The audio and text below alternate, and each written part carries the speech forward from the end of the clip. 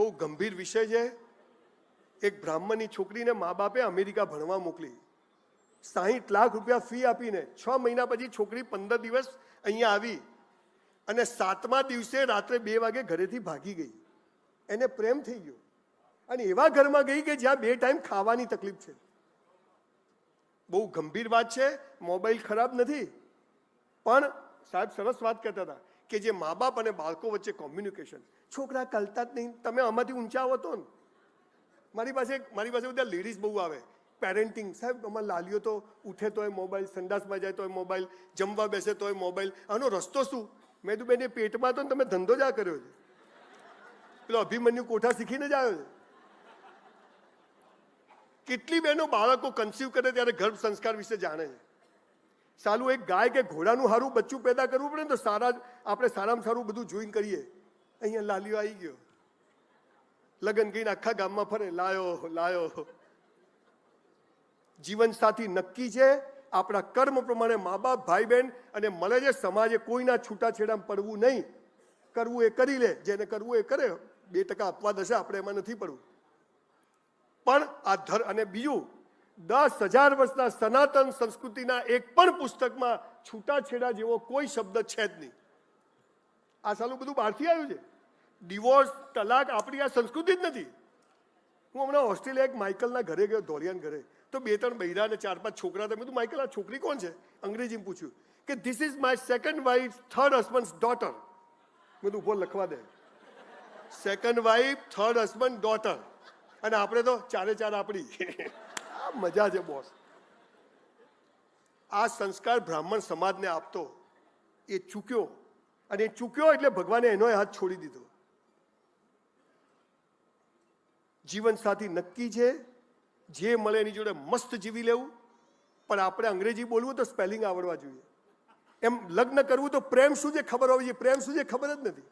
આપણે પ્રેમ કોને સમજ્યા? અહીંયા લો ગાર્ડન છે, ખબર છે?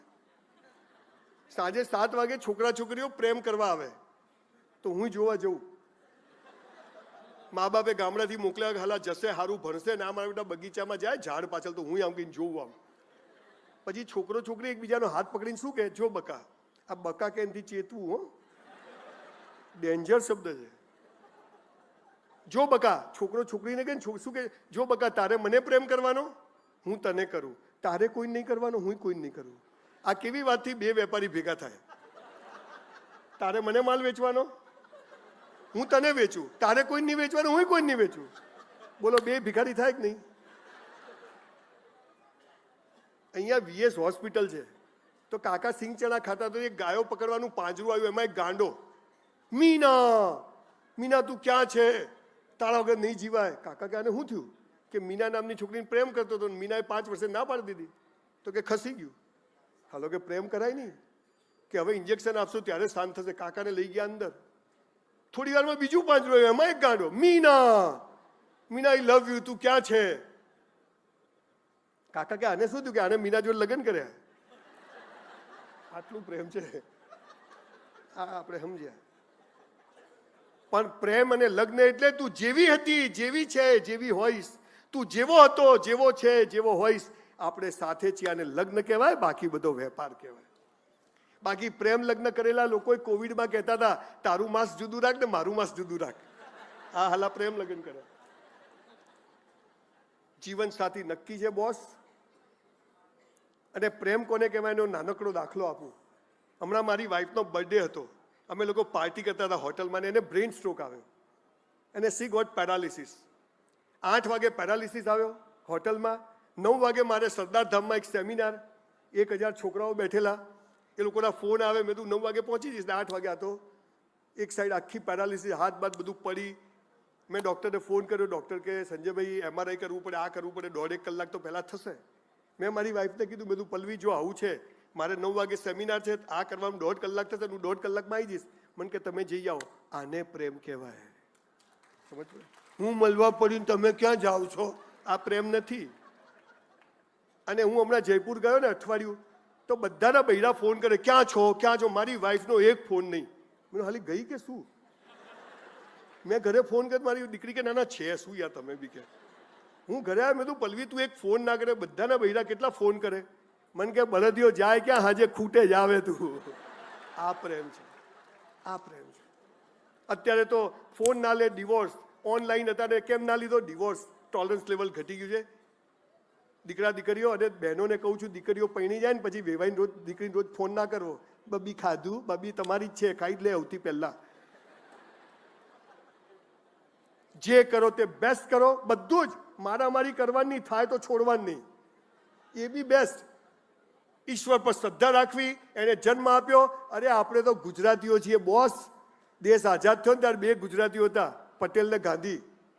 હાલે 2 છે, અને પછી પણ એક ગુજરાતી જશે, એક હું છું ને એક હોધું છું. આ પાવર હાલો ગુજરાતીમાં હોવો જોઈએ.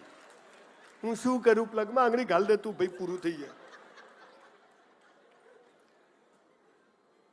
કરશન કાકા સાયકલ ઉપર નિરમા વેચે, આજે 80,000 કરોડનો આસામી છે. ચંદુ કાકા બાલાજી ઘરે બૈરા બટાકા તળે અને 3 ભાઈઓ થિયેટરમાં જઈને વેચે. અને આપણે હું શું કરું, આપણે તો બ્રાહ્મણ, આપણે તો મરી જાને પાર આવે, બોજ છે તું પૃથ્વી ઉપર. જે કરો તે બેસ્ટ કરો. ઈશ્વર પર શ્રદ્ધા. મા બાપથી મોટો દેવ નથી, પૂજનીય નથી. પગે લાગીને જ નીકળવાનું, ગુજરી ગયા તો પગે લાગીને નીકળવાનું. ગમે તેવા હોય પણ એના વિરુદ્ધ જઈને કોઈ કામ નહીં કરવાનું. એમને કન્વિન્સ ના થાય તો નહીં જ કરવાનું, બોસ, નહીં તો મરી જવાના. અને જીવન સાથી નક્કી છે, આપણા લખણ પ્રમાણે જે મળ્યું ગોઠવાઈ જવાનું. તું છે તો હું છું. અને 5મી અને છેલ્લી વાત કહીને મારી વાત પૂરી કરું. આપણા ત્યાં એક શબ્દ છે મોક્ષ. બધાને મોક્ષ જોઈએ. મોક્ષ એટલે શું? સરદાર વલ્લભભાઈ પટેલ ખિસ્સામાં 275 રૂપિયા મરણ પથારીએ પડેલા દેશનો ગૃહમંત્રી, એક રાજા પાસેથી કરોડ લીધા હોત ને તો 400-500 કરોડ હોત. 275 રૂપિયા પર એમની દીકરીને કીધું કે મણી હું મરી જઉં ને તો સરકારમાં પાછા આપી દેજે. ને તોય આપણા મોદી સાહેબ 3000 કરોડનું સ્ટેચ્યુ ઓફ યુનિટી બનાવે ને, આને મોક્ષ કહેવાય. ગાંધીજી સાલું ધોતિયાને કે ખિસ્સું નહીં, અને આજે ભારતમાં એવું કે ખિસ્સુની જેમાં ગાંધી ના હોય. અને હવે અહીં બેઠેલા તમામ ભૂદેવોને આજે મોક્ષ અપાઈને જવાનો છું, ગેરંટેડ. જનક રાજા જેવો મોક્ષ લખી રાખજો. કોઈ ગપ્પા નથી, માં તો બધું રેકોર્ડિંગ ચાલે છે. તમારી પાસે 50,000 રૂપિયા ભેગા થાય ને, 50,000માં મોક્ષ. કેવી રીતે? તમારા કુટુંબ અને તમારે કોઈ લોન બાકી ના હોય, દીકરીનું મામેરું જીયારું બધું થઈ ગયું હોય, એફડી કરાવવાની કે ક્યાંય રોકાણ કરવાનું હોય ત્યારે તો, અને ના હોય તો આજે નક્કી કરજો. આ 50,000 રૂપિયામાં એક કામ કરજો. આપણા કુટુંબ પરિવાર સમાજની કોઈ બહેન દીકરી કુંવાસી દુઃખી હોય, એના ઘેર કોઈને કીધા વગર ચૂપચાપ 12 મહિનાનું સીધું સામાન નખાઈ દેજો, જીવતા મોક્ષ મળી જશે. ખૂબ બનાવ્યા મંદિરો, ખૂબ બનાવી ધર્મશાળાઓ, ચલો થોડા માણસો પણ બનાવીએ.